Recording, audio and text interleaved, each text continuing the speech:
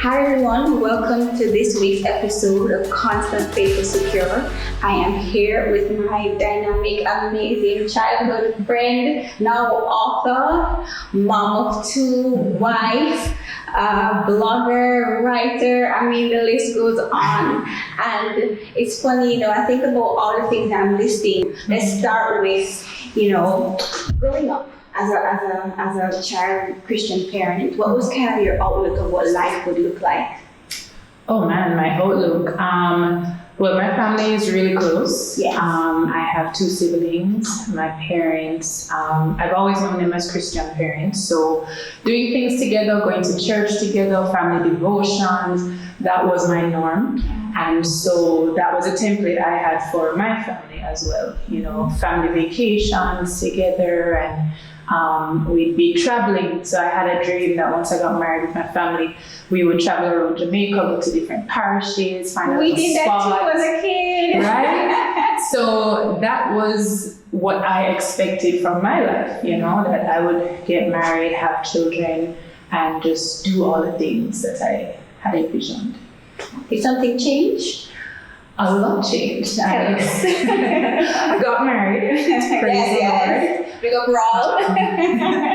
And I have two beautiful children, Levi and Zuri. Mm-hmm. I have always had a desire to be, at some point, a stay-at-home mother. Okay. So my husband and I had discussed that once we started having children, I would be home with them in the formative years while they were babies, do preschool, homeschooling, etc. Mm-hmm. That took place. Our son, so the joke is that we got married, I spun around and we got pregnant. So Levi was in my arms for our first anniversary. Wow. Yes. Mm-hmm. And then I spun around again, and then Zuri joined us before our second anniversary. Mm-hmm. In the midst of all of that happening, during my pregnancy with Zuri, Raul started getting sick. It started off as just a back pain. We thought he had hurt his back in the gym. Well, he had hurt his back in the gym. This was when I was probably about 6 or 7 months pregnant with Zuri, and Levi would have been about 9 months. So we have a baby, we have a bun in the oven. I can barely bend down, he now can barely bend down. So the two of us are really big one. So that continued. So as I got bigger, his back got worse, so he could do less and less as I could do less and less. Mm-hmm. And so Zuri was born May 2012. Okay. And as most persons know, right after having a baby, a lot goes on with a woman. So that postpartum period, as much as you're filled with excitement and love for your newborn baby, it's a hot mess. You're still bleeding, you're trying to get your rhythm with breastfeeding, you feel like you're always leaking, there's a lot of pain as your body readjusts. So I was going through that, and I figured, especially since I had 2 back-to-back pregnancies, my body really went through a lot. Mm. So there were days when I could not lift the baby because my wrists they felt like they were breaking. I had to have on wrist brace and that kind of thing. And all the while, Raul his back is not getting better. Mm-hmm. He started having high blood pressure. His appetite went, and everything that was happening, we figured it was just, par for the course. We have a baby, we have a newborn, he's not sleeping, I'm not sleeping, so our bodies are just trying to adjust. Mm-hmm. So that went on for quite some time after Zuri was born, but then it got to the point where we were concerned, our family was concerned, and so tests started to take place. Raul did a series of scans, x-rays, blood tests, the works. I ended up one day just waking up, I couldn't move. So I felt like, like when you crick your neck, mm-hmm. I had a crick neck all over my body. Nothing would move, and I was just like, okay, this is a little strange, but I still was thinking, okay, this is stress. Right. 2 babies. My husband is not well. I don't know what's happening. So I'm like, yeah, man, I'm stressed. Stressed. But I decided if I felt the same way the next day, I'd go to the doctor. So I did. She did a round of blood tests. And about a week after that, I remember she called me and told me the results of the blood tests. And she said it is indicating autoimmune disease. So I thought, wow, that's a little more than stress. Just a tad. Just a tad.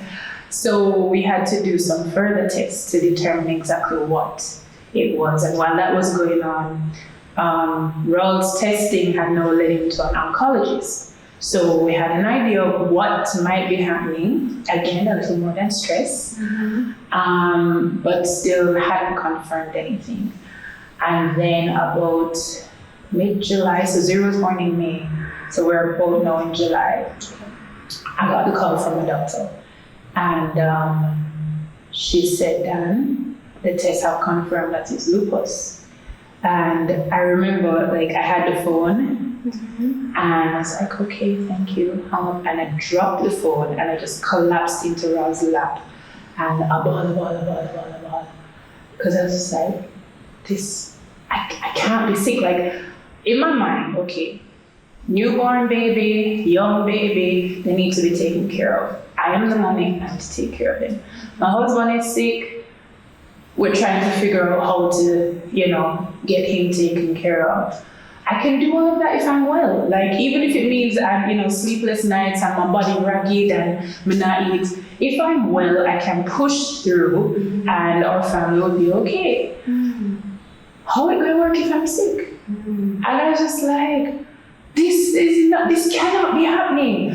So, you asked if, what happened to throw off the plan. A lot of things. And the thing is, some persons might say having a baby right away is derailing, having another one is derailing. But that was still a part of my plan. I always wanted to get married and have children. So having them right away was like, yes, God, you're working with me. Sick husband? No, that wasn't in the plan. Me sick? No.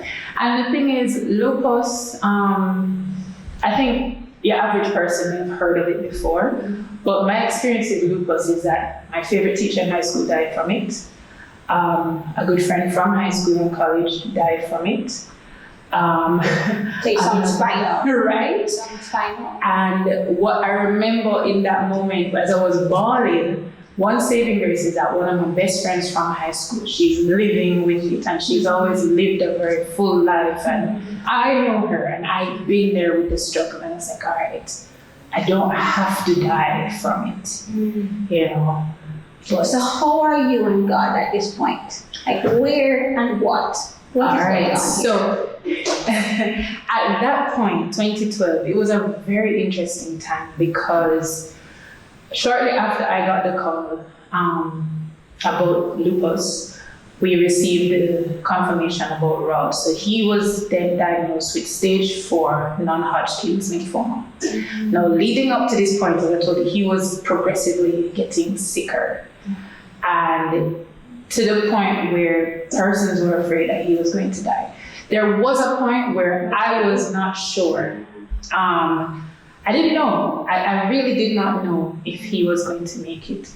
But what happened during that time, and I think one of the biggest parts of my testimony is just the importance of community and the people that God put around us, because we had about 2 months straight, almost every single day there was a prayer meeting at our house. People would just come and people were praying over us, people were fasting. There was a family at church that did an extended fast. Every single person in the family, including their 8-year-old daughter, was fasting for us. And I don't think I will ever know exactly how many people have been covering me and covering my family in prayer, but we were never left alone.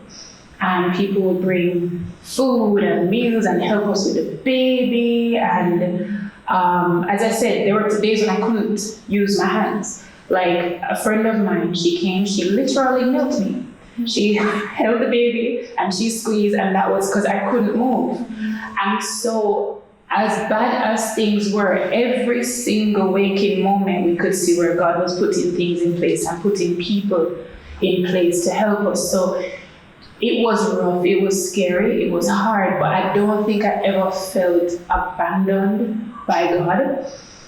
There were many like, what on earth? How is this my life? Right. Moments. What do you do in those moments? So what is my life? Because I mean, not to cut you, but I love how God does provide in terms of people. And so that is a thing to hold on to in terms of his faithfulness in people. They're like, yeah, his literal hands and feet.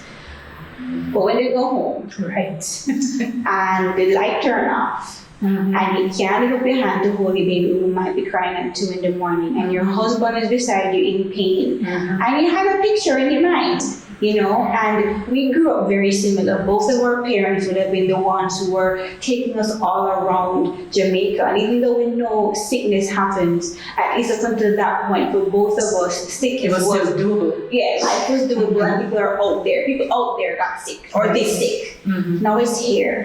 Now it's quiet. How are you and God in that moment, and is he faithful in those moments?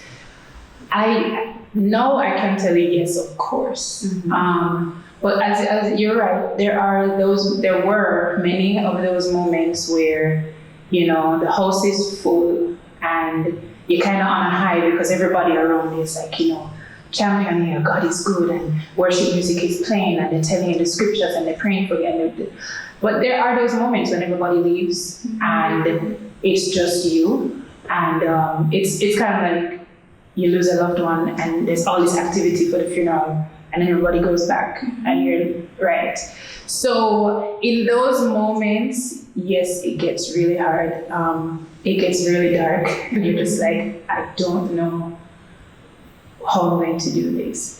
But I can tell you, even so back then, even in those moments where it was just us, I mean, Zuri started sleeping straight through the night at like 4 weeks.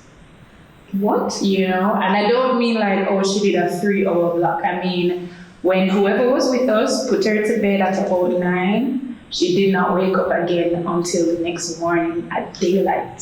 So even just little things like that was reassuring that, okay, God is, you know, taking care of us. And again, it was a lot to do with just community and our family. I remember one morning, Ron and I woke up and he couldn't move, I couldn't move. And that was, you know, the default setting at the time. And we heard Zuri start to cry. And then we heard Levi, Mommy? And he's in his crib, so he couldn't come out. But both of them are now up, and Zuri's crying.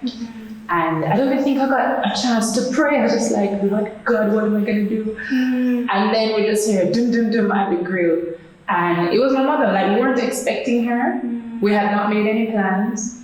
And she had a key to my house. So she showed up right then, was able to let herself in, sort out the babies, and then assist us. And it just things like that kept on happening. It's like, you don't even know, in that moment, you don't even think, okay, let me pray for somebody to come with a key to my home. You don't even know what to ask for. Right.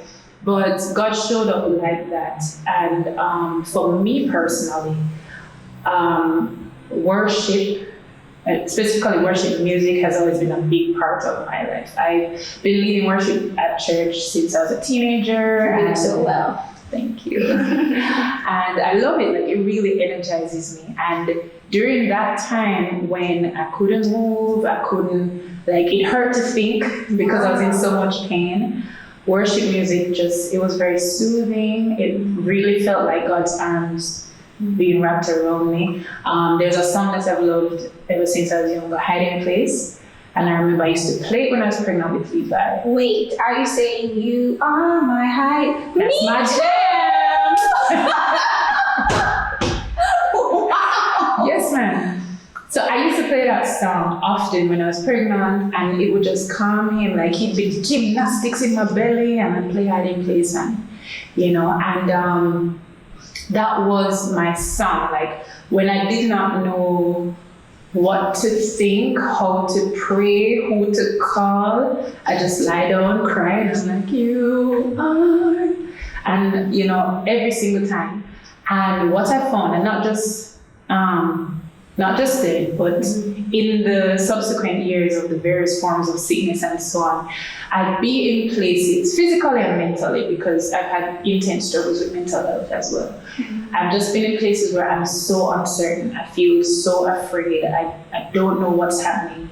Many hospitalizations where I'm just lying on the bed, waiting on a doctor, and somebody would turn on a radio and hiding place starts playing. No way. Or somebody would carry me to a prayer meeting. Because that happened a lot. Like, people didn't know what to do with me. So I was taken to this prayer meeting and that prayer meeting. And I mean, the amount of oil that has been poured upon me. You are not ashamed. You are not ashamed. But I've gone to many places where I don't know anybody.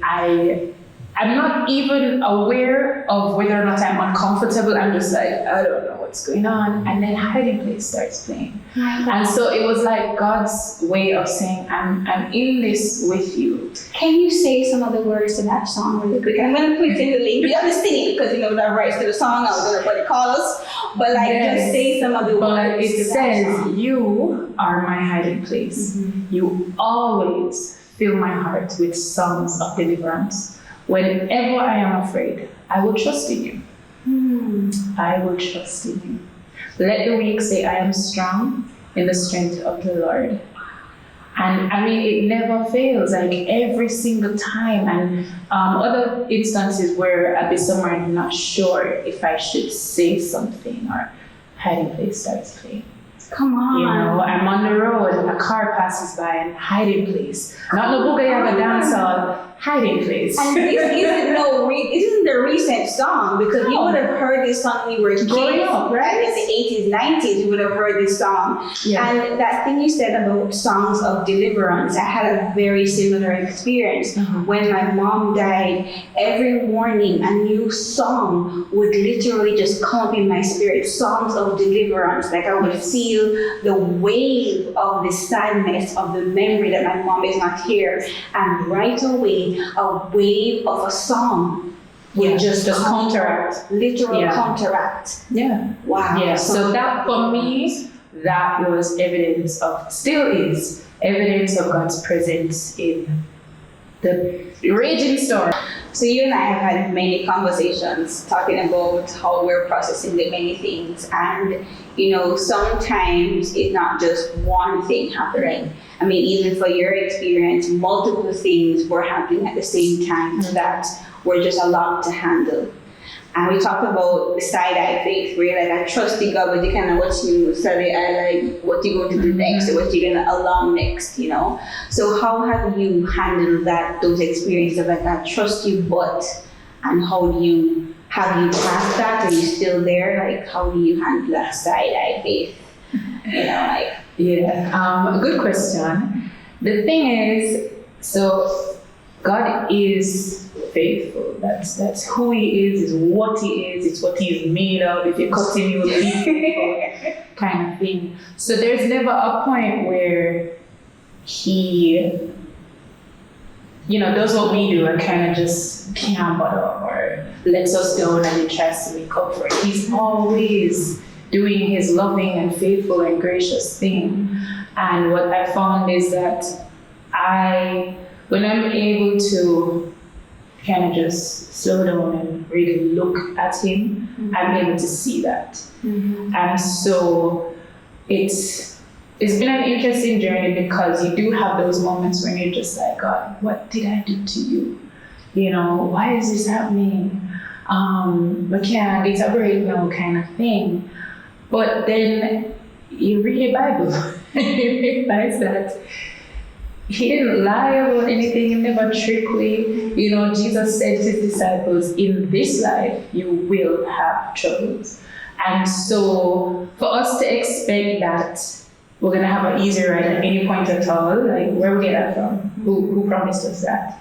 He does say things like He's going to work all things together for our good. But then remember that there are all the things that are going to be happening. So for me, I've had to come to a place of just appreciating that these bad things happening in my life does not mean God doesn't love me. It's not a reflection of his view of me.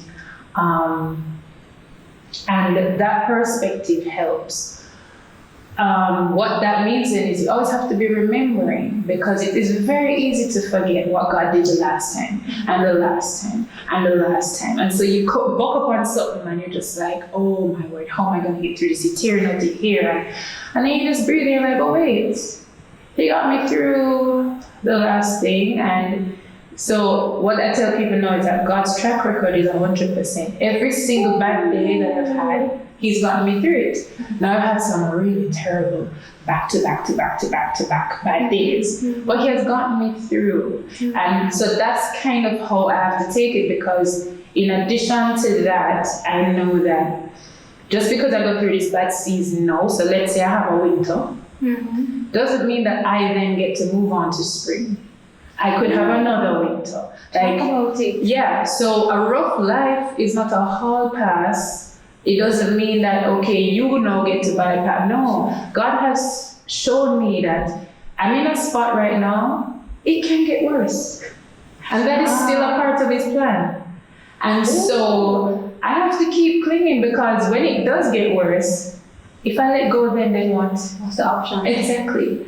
So it's almost like I have no choice, but I've come to appreciate that, and I rest in that. Like, I don't know how this is going to work out. My body is in pain, my family don't have no money. I don't know if my children are going to be scarred for life from all of these experiences. I don't know if my marriage is going to make it, but God is faithful and he's going to get me through. But I have to keep walking with him. So it's not a matter of, all right, God, well, you have to prove yourself to me now because you've really done it. You've really messed up my life. No.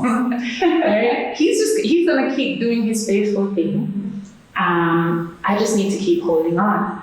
So yeah, I'm always bracing, because I'm just like, any given day I wake up, I don't know what's going to happen. I literally don't know. When I open my eyes, can I get up out of the bed? I don't know. If I go on the road, will I make it back home, or will I end up at the emergency room? I don't know. It has happened before. That's just, par for the course for my life.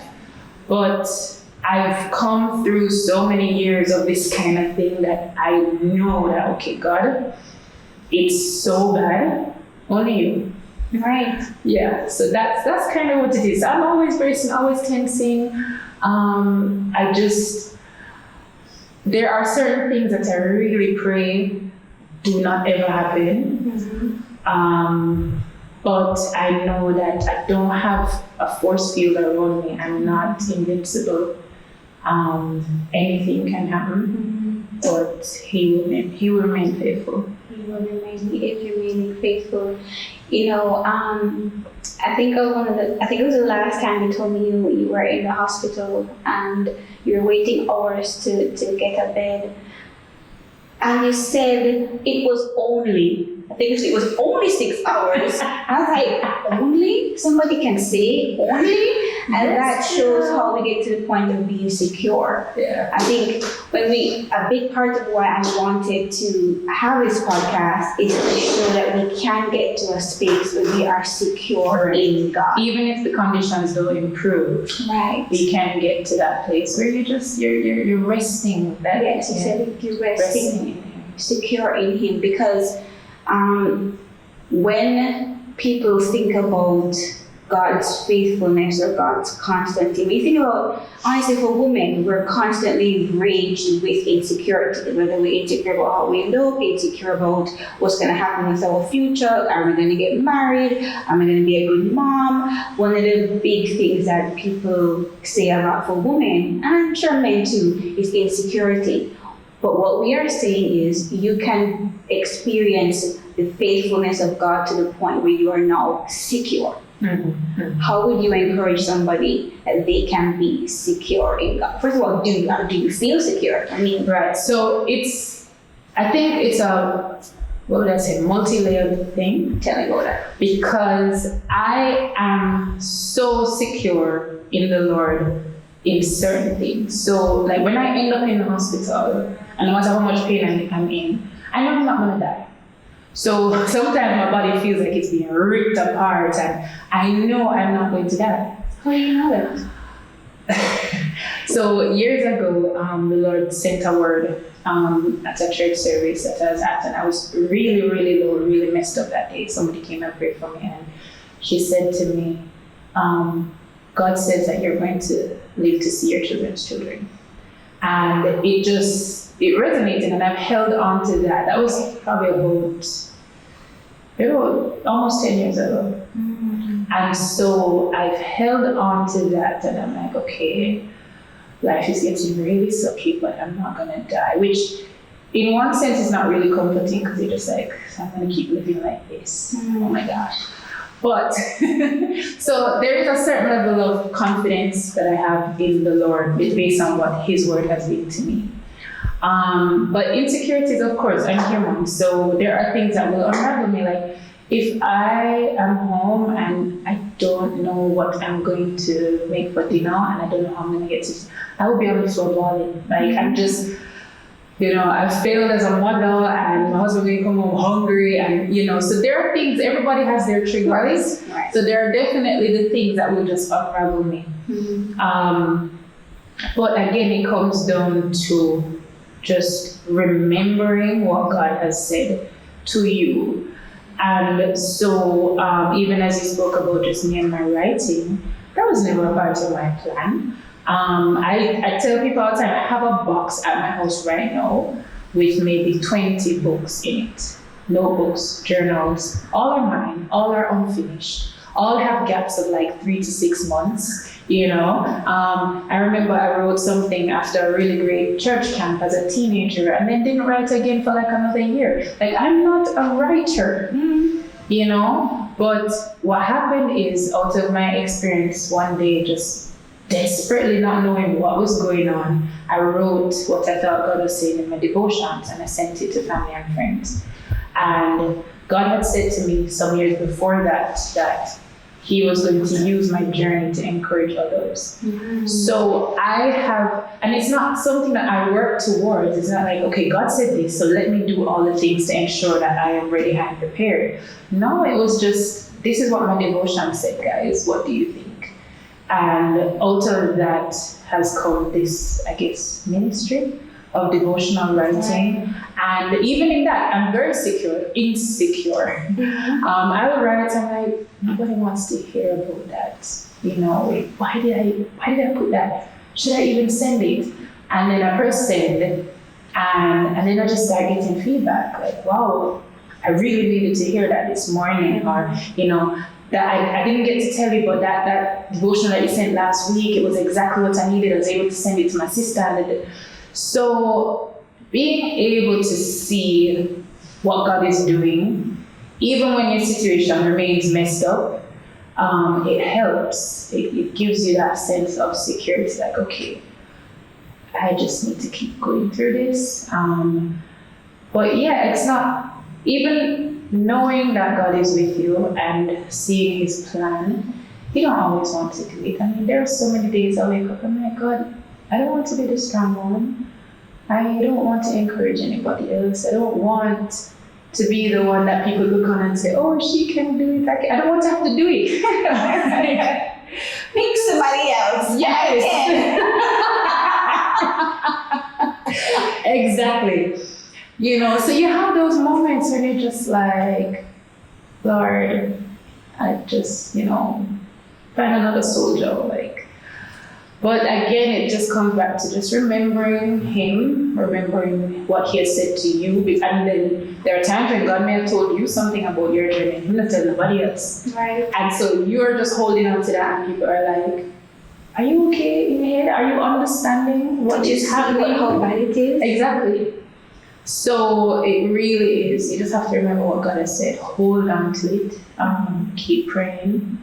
And know what works for you and your relationships. As I said, for me, worship music. So when I don't know anything, even sometimes when I don't feel like praying, more kind of listen, but no one chat to Him, I'll just play some worship music, kind of just keep myself grounded.